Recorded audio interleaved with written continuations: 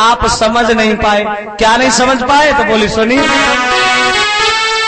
दिल के बाजार में हो गलती नहीं देखी जाती, प्रेम हो जाए तो सूरत नहीं देखी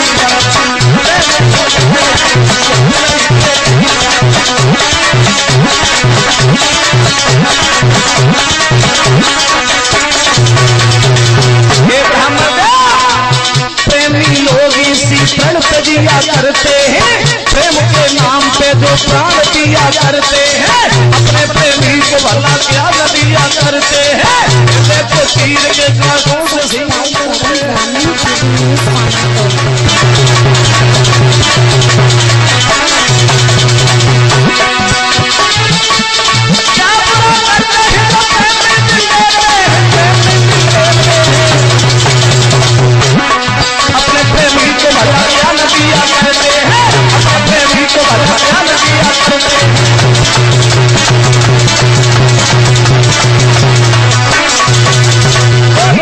सुनी। पंडित जी बोले बस बस बस हम समझ गए, कोई बात नहीं है। मंदिर पे खड़े हैं, पूजा करने के बहाने से चली जाओ, अकेली जाना, शोर नहीं करना, चुपचाप रथ में बैठना और चली जाना। कैसी रही? बोली बहुत बढ़िया। बोली पंडित जी आपका बड़ा एहसान रहा, अब आप जाओ, हम मंदिर पे जा रहे हैं, आप जाओ। पंडित जी बोले हाँ मतलब नहीं करेगा, उता से सीधी सी कह दी आप जाओ। रोटी वोटी खबारी कि नहीं खबारी, भूख लगी। रुक्मिणी बोली आज नहीं खिलाऊंगी। क्यों? क्योंकि पंडित जी बात ये है कि जो भोजन को मैं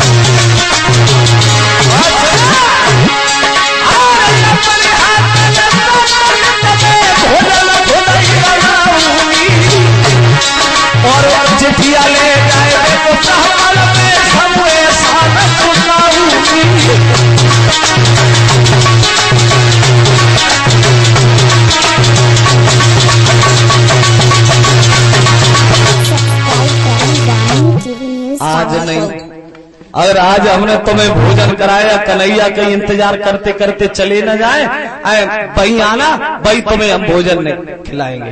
अब आप जाओ, आप जाओ। पंडित जी वहां से चले गए और रुक्मिणी ने पूजा की थाली सजाई और मंदिर में चली कन्हैया से मिलने के लिए। अकस्मात रुकुम वहां आ गया। ए लड़की कहां जाने लगी? जानती नहीं हो हमारे साले साहब के स्वभाव का, जरा जरा सी बातों पे नाराज हो जाते, देख लिया तो क्या होगा।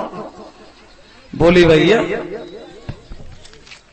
मैं मंदिर में जा रही हूं पूजा करने। रुको बोला कहीं जाएगी? पागल है? कल परसों तेरी शादी हो जाएगी, ससुराल में चली जाएगी। एक काम कर अभी घर पे जाओ, कहीं नहीं जाओगी। रुक्मिणी बोली भैया मैं बहुत जल्दी आ जाऊंगी। क्या? कोई बात नहीं है, जा। रास्ता में रुकना नहीं, बहुत जल्दी आना। 2-4 लड़के इसके साथ चली जाओ, पूजा करा के बहुत जल्दी वापस लौट के आओ। अब 4-5 लड़की रुक्मिणी के संग वही रुक्मिणी काऊ से न बोली जा से न कहू जे मंदिर पे उदम न मचाए, कन्हैया चले न जाए।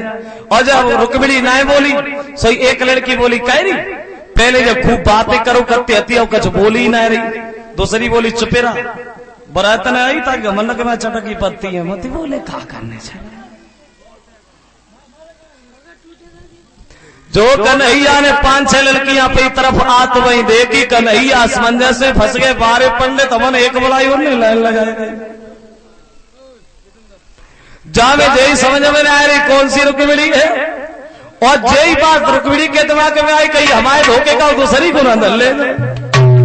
और जो हाथ में कंगन मनोरे भाई हाथ उठाए के बोली बहन जे फौज किसकी है, ससपाल की। और जो हाथ में कंगन देखो भगवान समझ गए जय रुक्मिणी है नहीं की शादी है। ये सारा देख के पास में बुला लिया, इधर आइए। और रुक्मिणी कुछ नहीं बोल पाई। रुक्मिणी की एक सहेली कन्हैया पे दौड़ पड़ी, अकल नहीं है राजा की लड़की हमें पता, पूछो बताओ। और रुक्मिणी अपनी सहेली पे दौड़ पड़ी, बोलने हमें बोला तो बीच में कूदी पड़ी। और लड़कियां एक तरफ खड़ी हो गई, रुक्मिणी आगे बढ़ी, बोली आपके सर पे क्या है, मोर को मुकुट, कमर में बंसी, बजाना जानते हो, हाँ हाँ बजा दीजिए। बोले आज नहीं बजाऊंगा, क्यों? कन्हैया बोले जो आज हमने बजाई बसुरिया, चारों दुश्मन लगे सब टूट डरे बसुरिया, बिना मतलब काम हम नहीं करेंगे। बोली तो ने दिखाई दे। कन्हैया ने बंसी नीचे लटकाई, रुक्मिणी ने हाथ ऊपर किया, भगवान ने बंसी को झोली में डाल दिया, रुक्मिणी का हाथ पकड़ा, उठा के रथ पे बिठा लिया, रथ लेके चल दिया। और जो रथ चल तुम आओ देखो वे संग की बिटरियां बाजी गिरती जाए भजती जाए, पछाड़ खा के आंगन में गिरी। हुक्म आ गया रुक्मिणी कहाँ?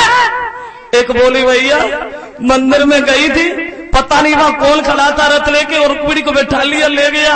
दूसरी बोली ले गो सो ठीक ले गो। हम तो जस्ट सोच सोच के मरे जाते, पता नहीं उनकी कब की सल रहे करी बोली को बैठ गई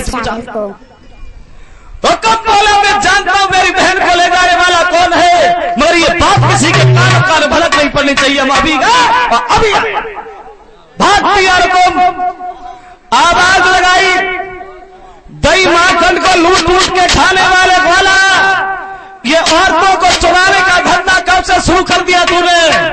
भगवान बोले कौन लड़ोगे क्या? बोले हाँ तड़फा के मारूंगा, देखने वालों का कलेजा हिल जाएगा, समझ जाएंगे दुनिया के लोग रुक्मिणी का हरण करने का नतीजा क्या हुआ। रथ से नीचे